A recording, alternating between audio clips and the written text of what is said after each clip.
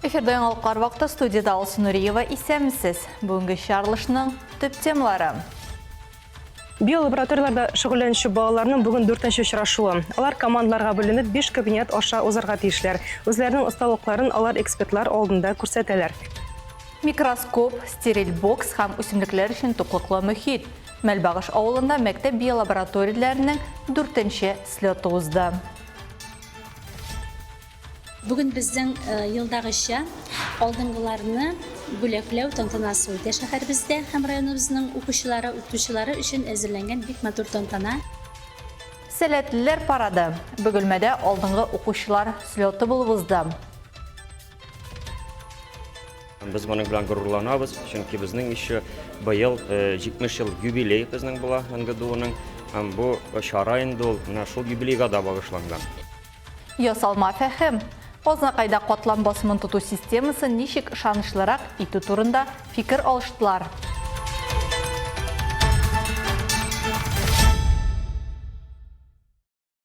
25 май халыкара югалган балалар көне. Бу дата үзенең тарихын Америка Кушма Штатларыннан башлый. Шул уңайдан калабызның мәдәният һәм ял паркында Лиза Алерт республика отряды куркынычсызлык кагыйдәләрен үтәүнең мөһимлеген искәртеп, балалар һәм ата-аналар арасында профилактик эш алып барды. Оештыручылар сүзләренчә, узган ел гына да балаларны эзләү отрядына ярдәм сорап 159 кеше мөрәҗәгать иткән. Кызганычка каршы бер баланың кайда булуы әлегә кадәр билгеле түгел. Отряд волонтерлары шулай ук чит кеше бәласенә битараф булмау мөһимлеген искә төшереп, үз рәтләрен тулыландырырга чакырды. Волонтерлар балаларны гына түгел, өлкәннәрне дә эзләү белән шөгыльләнә. Шуңа күрә алар очрашу барышында теге яки бу сәбәпләр аркасында адашып калган өлкәннәргә игътибарлы булырга кирәклеген искәртте. Бүген без балалар белән һәм аларның әни-әтисе белән безопасность турында сөйләшәбез, профилактика турында. Балаларга лекция алып барабыз, олы кешеләргә инде отряд турында сөйлибез. Хәзерге көнне Әлмәттә 10 волонтер бар. Без югалган кешеләрне эзлибез, балаларны һәм олы кешеләрне. Бу әс инде була, үзегез беләсез. Безгә һәрвакыт кеше кирәк. Именно добровольц кешеләр кирәк безгә. Гадәти дәреслекләр урынына микроскоплар, стериль бокслар һәм үсемлекләр өчен туклыклы мөхит. Мәлбагыш авылында мәктәп биолабораторияләренең 4нче слеты булып узды. Яшь тикшерүчеләр үсемлекләрне микроклонлаштыру осталыгында көч сынашты. Берничә сәгать эчендә пробиркада тормыш булдырырга һәм аны реаль шартларга яраклаштыруны безнең төшерү төркемендә күреп кайтты. Биолабораторияларда шөгыльләнүче балаларның бүген 4нче очрашуы. Алар командаларга бүленеп 5 кабинет аша узарга тиешләр.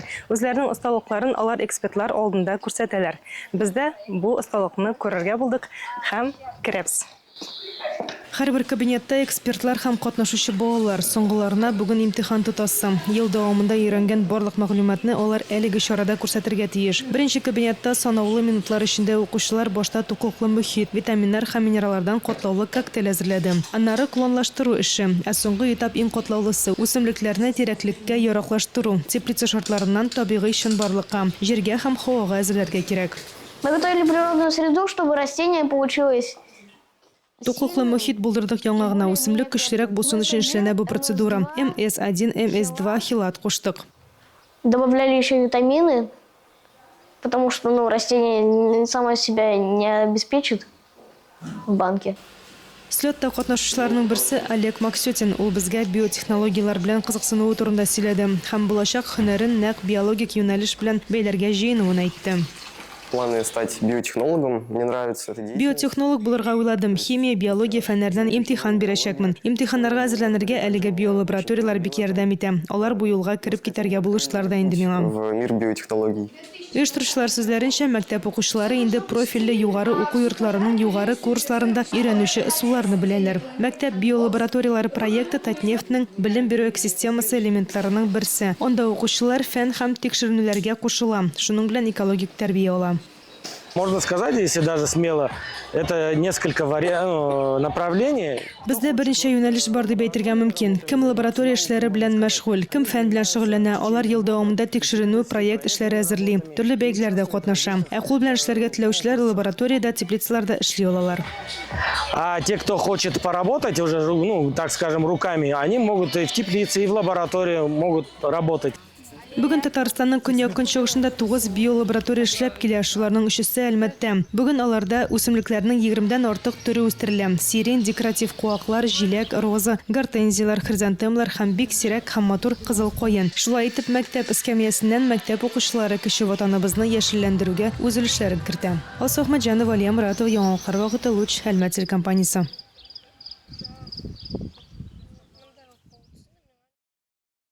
Бөгелмәдә алдынгылар слеты булыбызда. Техника йорты сәхнәсендә муниципаль, республика һәм Россия олимпиадаларында һәм иҗади конкурсларда җиңүчеләрне һәм призерларны хөрмәтләделәр. Тантанада безнең төшә төркемдә булып кайтты. Сәхнәгә чыккан укучыларның барысы да алдынгылар рәтендә. Быел Бөгелмә укучыларын 6 номинациядә хөрмәтләделәр. Гуманитар, физика, математика юнәлеше, шулай ук техник иҗат, спорт юнәлеше, барлык җиңүчеләргә кубоклар һәм дипломнар тапшырылды. Бүген безнең елдагыча алдынгыларны бүләкләү тантанасы үтә шәһәребездә һәм районыбызның укучылары өчен әзерләнгән бик матур тантана. Монда безнең барлык фән, барлык предметлардан да укучыларыбыз республика күләмендә катнашып, Россия күләмендә катнашып һәм шулай ук межрегиональный, международный олимпиадаларда катнашкан укучыларыбызны бүген шушы зур сәхнәдән аларны котлыйбыз һәм инде яңа уңышлары белән куанып, шатланып һәм көтеп калабыз. Бөгелмәнең 158 укучысы быел шәһәрне районда һәм республикада гына түгел, ә аннан читтә дә таныттылар. Барысы да социаль, фәнни, техник һәм тикшеренү проектларын булдыру нәтиҗәсендә яшь бөгелмәлеләр фән олимпиадаларында актив катнашып уңышка ирешкәннәр. Икенче лицей укучысы Динар Латыпов шулар рәтендә. Мин татар малае буларак рус теле олимпиадасының призеры. Бу елы икенче тапкыр. Мин Светлана Михайловна Казакова белән әзерләндем. Ул минем талантымны 5нче класстан ук күреп алды. Иң яхшыларны, талантлы укучыларны, мәртәбәле кунаклар, мәгариф учрежденияләре җитәкчеләре, балалар, иҗат һәм спорт коллективлары сәламләде. Айсылу Миңнебаева, Ямьяхин, Яңалыклар вакыты, Луч, Әлмәт телекомпаниясе. Нефть чыганакларын табу һәм җитештерү процессларына ясалма фәһемне кертү. Татнефть гамәви җәмгыятендә узган саммитның төп темалары шундый булды. Компания экспертлары катлам басымын тоту системасын ничек ышанычлырак итүне тикшерде. Ознакай җирлегендә узган нефтчеләр катнашындагы семинар хакында тулырак мәгълүмат Илмир Шәрифуллин сюжетында.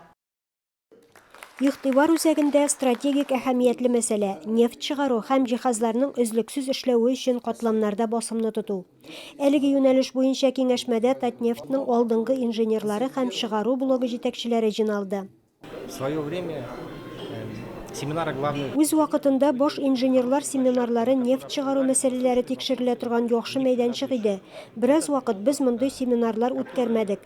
Бүген исә хезмәттәшләр инициативасы белән яңадан торгызыла. Монда нефть чыгару һәм ятмаларны үзләштерү белән бәйле барлык сораулар тикшереләчәк дип уйлыйм. Бу бик файдалы һәм кирәкле мәйданчык. Саммит эшендә Ознакай муниципаль районы башлыгы Марсель Шайдуллин да катнашты. Ул компаниянең районны үстерүдәге югары ролен ассызыклады.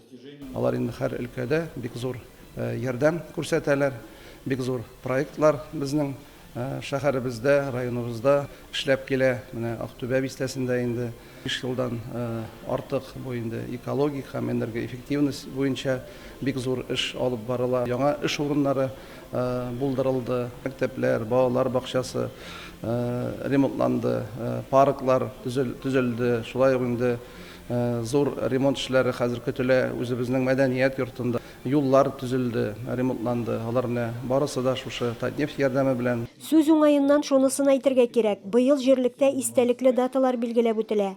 Район оешуга 95, Актүбә бистәсенә 70, Ознакай нефть һәм газ чыгару идарәсенә 70 ел. Бүгенге көндә ул безнең өчен бик шундый күренекле көн, чөнки бөтен Татнефтьнең бик зур җитәкчеләре, бүген җитәкчеләрен без каршы алабыз, азнакай җирлегендә, һәм без моның белән горурланабыз, чөнки безнең еще быел 70 ел юбилей безнең була НГДУның, һәм бу чара инде ул менә шул юбилейга да багышланган. Катнашучылар билгеләп үткәнчә, Татнефть яңа буын системасын булдыру өчен сыналган тәҗрибәне, инновацияләрне һәм цифрлы акылны берләштерә. Семинар барышында докладчылар иң яхшы практикаларны, шул исәптән халыкара тәҗрибәне дә талкылады. Наши запасы сконцентрированы на достаточно крупных объектах, которые можно и необходимо разрабатывать системно, с хорошей системой заведения. Пленар өлештән соң барлык катнашучылар Азнакай районында яңа технологияләр нигезендә эшләп килүче объектларны йөреп чыкты. Илмира Шарифуллина, Алмаз Иксанов, яңалыклар вакыты, Луч Әлмәт телекомпаниясы. Азнакайда эшче һөнәрен уңышлы үзләштергән 9-нчы сыйныф укучыларына квалификация бирелү турында таныклык тапшырылды. Әзерлек программалары Татнефтьнең кадрлар әзерләү үзәге базасында үткәрелгән. Һөнәри укыту курсын узган вакытта укучылар төп гомуми белем бирү программасын үзләштерүне дә дәвам иткән. Мәгариф бүлегенең актлар залында таныклык алырга килгән укучылар белән бергә аларның әти-әниләре, мәктәп директорлары да бар. Чарада катнашучыларны район башкарма комитеты җитәкчесенең социаль мәсьәләләр буенча урынбасары Дамир Гыйләҗев, Мәгариф идарәсе начальнигы Зөлфия Гыйләҗева, кадрлар әзерләү үзәгенең Азнакай филиалы директоры Юрий Пономарев сәламләде. Те знания, которые вы получили у нас в учебном заведении, вам пригодились во всей жизни. Һөнәри юнәлеш бирүгә багышланган мондый чара районда инде 4-нче ел үткәрелә. Агымдагы елда 9-нчы сыйныфта белем алучы 46 укучы 8 ай дәвамында белем үзләштергән. Һәм бүгеннән алар беренче һөнәри таныклыкка ия. Мин нефть һәм газ чыгару операторы һөнәрен үзләштердем. 192 сәгать. Безгә барысы да бик ошады, укытучылар яхшы укытты. Бу һөнәр миңа алда кирәкле дип саныйм. Мәктәпне тәмамлагач, әлеге һөнәр буенча эшкә урнашырга телим. Думаю, после школы пойти работать на оператора по добыче нефти и газа. Җитәкчеләр билгеләп үткәнчә, мондый яшьтә эшче һөнәре үзләштерү мөмкинлеге булу бу зур уңыш. Шунысы да мөһим, укыту тулысынча бушлай үткәрелә. 4 года подряд мы уже работаем с Татнефтью. Менә инде 4 ел рәттән Татнефтьнең кадрлар әзерләү үзәге белән эшлибез. Безнең район мәктәпләренең 9-нчы сыйныфын тәмамлаучылар, авыл мәктәпләре, Актүбә мәктәпләре һәм шәһәр мәктәпләре монда эшче һөнәре алалар. Оператор, электромонтер һәм слесарь кебек бик мөһим, кирәкле һөнәрләр буенча.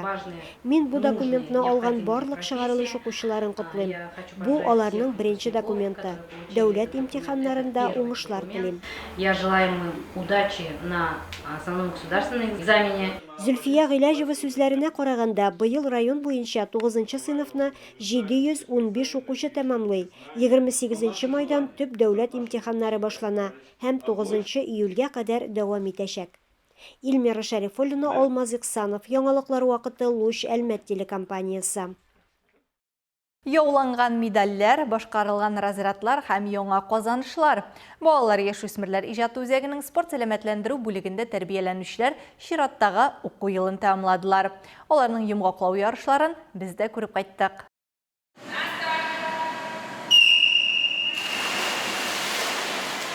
Уку елы дәвамында балалар йөзү техникасын камилләштерә, чыдамлык һәм спорт характерын үстерә. Ярышлар ирешелгән нәтиҗәләрне күрсәтү өчен менә дигән мөмкинлеккә әверелә.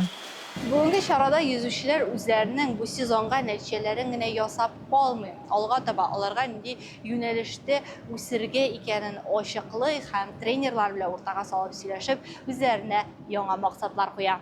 Заниматься спортом – это прежде всего преодолеть себя.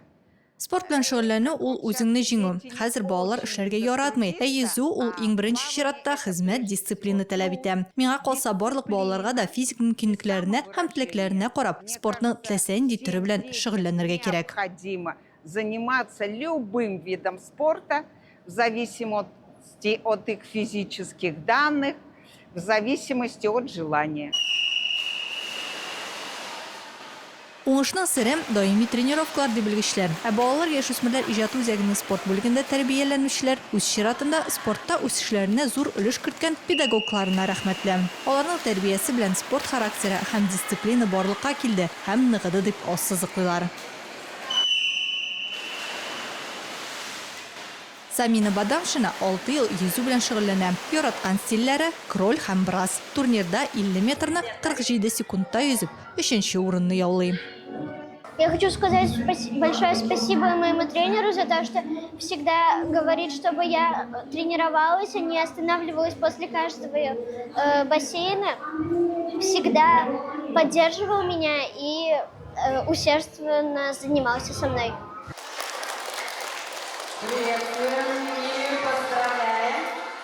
Спорт бәйрәмендә барлыгы 324 йөзүче катнашты. Призерлар һәм җиңүчеләр 3 категорияда билгеләнде.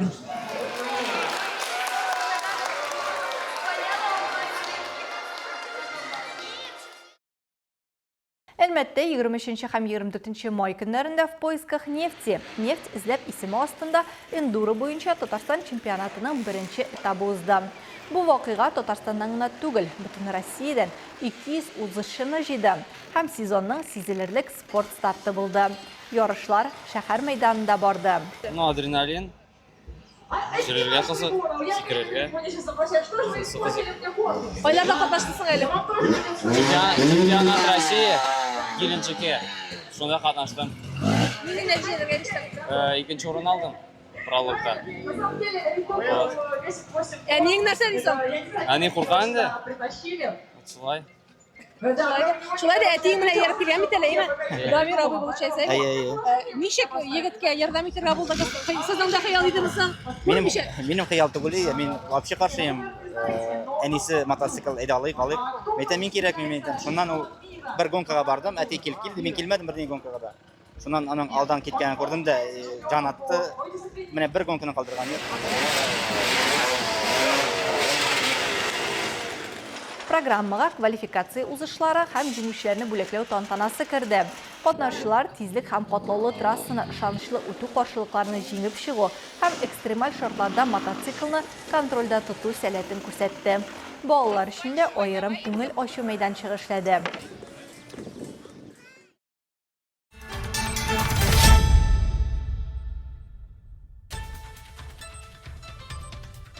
Бүгінгі шарылышта шулар иде. Мин Алсу Нуриева һәм монтаж операторы Динара Гайнетдинова. Сезнең белән саулашабыз.